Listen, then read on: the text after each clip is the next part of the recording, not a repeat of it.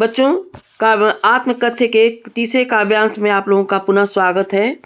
मैं उसके बारे में बताना चाहता हूँ। कवि ने इस काव्यांश में अपनी प्रेयसी के सौंदर्य की लालिमा, उसके जो चेहरे की लालिमा थी, उसके बारे में बताया है कि वो कैसी थी और आज वो नहीं है। उसकी यादों के सहारे अपने जीवन के शेष भाग को मैं जी रहा हूँ। कवि का जीवन भी बहुत लंबा नहीं था। 50 साल से कम की उम्र में ही उनका निधन हो गया था। तो जीवन भी बहुत थोड़ा था और जो भी था वो अभाव और दुखों का अंबार ही था। इसलिए जीवन में सुख तो नहीं के बराबर था। तो कवि का ये भी एक पंक्ति बहुत महत्वपूर्ण है कि छोटे से जीवन में इतनी बड़ी बड़ी घटनाएं घटित हुई, जिसको कि मैं आज सुनाने जा रहा हूँ। सबसे पहले सुनिए कवि क्या कहता है। जिसके अरुण कपोलों की मतवाली सुंदर छाया में अनुरागिनी उषा लेती थी निज सुहाग मधुमाया में।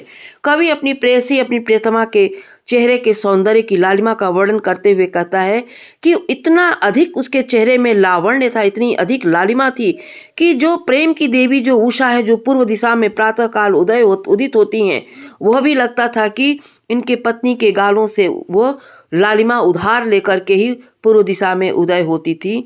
यानी चेहरे का लावण्य था वो बहुत ज्यादा था, बहुत अधिक था। लेकिन आज वो नहीं है, यानी उनकी पत्नी का निधन हो चुका है। उसकी स्मृति पाथे बनी है थके पथिक की पंथा की।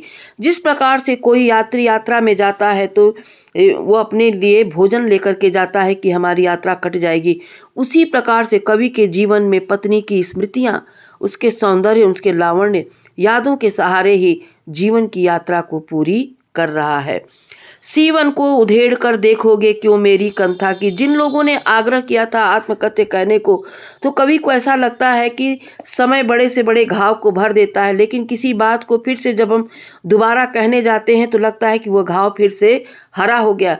सब एक एक करके एक चलचित्र के पन्नों की तरह से आंखों के सामने आने लगती, लेकिन हासिल कुछ भी नहीं होता। तो कवि उसी को कहता है कि सीवन को उधेड़ कर देखोगे क्यों मेरी कंथा की।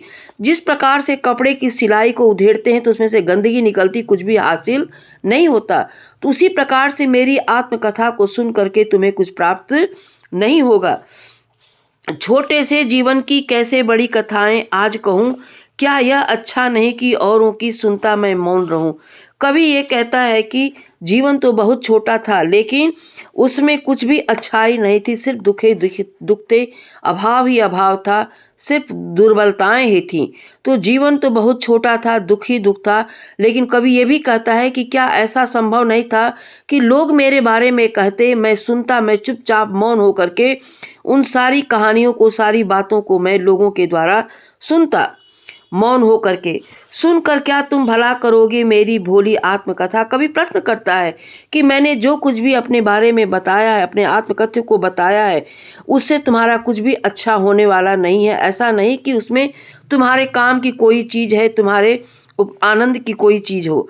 अभी समय भी नहीं थकी सोई है मेरी मौन व्यथा।